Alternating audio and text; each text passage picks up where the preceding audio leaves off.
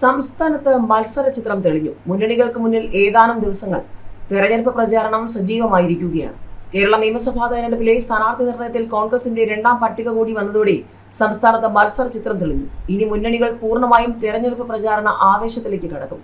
കോൺഗ്രസ് തങ്ങളുടെ ബാക്കിയുള്ള 37 മണ്ഡലങ്ങളിലെ സ്ഥാനാർത്ഥികളെ കൂടി പ്രഖ്യാപിച്ചതോടെ UDF ക്യാമ്പിൽ വ്യക്തത വന്നു. ഇതോടെ 3 മുന്നണികളും സംസ്ഥാനത്തുടനീളം പ്രചാരണം ശക്തമാക്കി. MP-മാർ നിയമസഭയിലേക്ക് മത്സരിക്കേണ്ടതില്ലെന്ന ഹൈക്കമാൻഡ് നിലപാടിൽ മാറ്റമില്ലാത്തതോടെ കെ സുധാകരനും അടൂർ പ്രകാശും പട്ടികയിൽ നിന്നും പുറത്തായി. ലൈംഗിക പീഡന കേസിൽ പ്രതിയായ സിറ്റിംഗ് MLA എൽദോസ് കുന്നപ്പള്ളിയെ പെരുമ്പാവൂരിൽ നിന്ന് മാറ്റി. പകരം മനോജ് മൂത്തേടൻ സ്ഥാനാർത്ഥിയാകും. ജോസഫ് വാഴക്കൻ, പാലോട് രവി, R ചന്ദ്രശേഖരൻ തുടങ്ങിയ പ്രമുഖ നേതാക്കൾ ഇത്തവണ പട്ടികയിൽ ഇടം പിടിച്ചില്ല. KSU സംസ്ഥാന പ്രസിഡന്റ് അലോഷ്യസ് സേവ്യറുടെ പേര് അവസാന നിമിഷം ഒഴിവാക്കി. കടുത്ത തർക്കങ്ങൾക്കൊടുവിൽ കൊച്ചി മണ്ഡലത്തിൽ DCC പ്രസിഡന്റ് മുഹമ്മദ് ഷിയാസിനെ സ്ഥാനാർത്ഥിയായി നിശ്ചയിച്ചു. നേരത്തെ പ്രഖ്യാപിച്ച 55 പേർക്ക് പുറമെയാണ് പുതിയ 37 പേരുടെ പട്ടിക. അതേസമയം തിരുവനന്തപുരം മണ്ഡലത്തിലെ LDF സ്ഥാനാർത്ഥിയെ തീരുമാനിക്കും. ജനാധിപത്യ കേരള കോൺഗ്രസിനോട് പൊതുസമ്മതനായ ഒരു സ്വതന്ത്രനെ കണ്ടെത്താൻ CPM ആവശ്യപ്പെട്ടിട്ടുണ്ട്. RJD വിട്ടെത്തിയ മുൻ മന്ത്രി V സുരേന്ദ്രൻപിള്ള മത്സരിക്കാൻ താൽപര്യം പ്രകടിപ്പിച്ചിട്ടുണ്ടെങ്കിലും ഇടത് സ്വതന്ത്രനായി പരിഗണിക്കാൻ സാധ്യത കുറവാണെന്നാണ് റിപ്പോർട്ടുകൾ.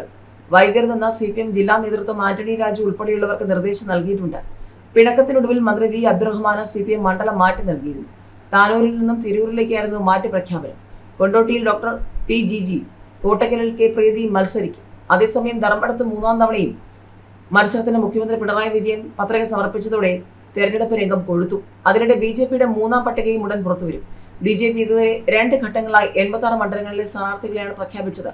10ഓളം മണ്ഡലങ്ങളിൽ കൂടി സ്ഥാനാർത്ഥികളെ നിശ്ചയിക്കാനുണ്ട്. തിരുവനന്തപുരം, മാവേലിക്കര തുടങ്ങിയ മണ്ഡലങ്ങളിലെ സ്ഥാനാർത്ഥികളെ ഉടൻ പ്രഖ്യാപിക്കും. BJPയുടെ 3ാം പട്ടിക ഉടൻ പുറത്തു വന്നേക്കുമെന്നാണ് ലഭിക്കുന്ന വിവരം. നിരാശയും വേദനയുമുണ്ടെന്നും നാമനിർദ്ദേശ പത്രിക ഉൾപ്പെടെ തയ്യാറാക്കി വച്ചിരിക്കുകയാണെന്നും എൽദോസ് കുന്നപ്പള്ളി. പ്രതീക്ഷിച്ചൊരു തീരുമാനമല്ല നേതൃത്വത്തിന്റെ ഭാഗത്തു നിന്നും ഉണ്ടായതെന്നും എൽദോസ് കുന്നപ്പള്ളി. സണ്ണി ജോസഫിന്റെ സഹോദരൻ BJPയിൽ ചേർന്നു. KPCC പ്രസിഡന്റ് സണ്ണി ജോസഫിന്റെ സഹോദരൻ ഷാജി V ജോസഫ് BJPയിൽ അംഗത്വമെടുത്തു. സണ്ണി ജോസഫ് പേരാവൂരിൽ മത്സരിക്കുമെന്ന് പ്രഖ്യാപിച്ചതിന് പിന്നാലെയാണ് ഷാജി BJPയിൽ ചേർന്നത്.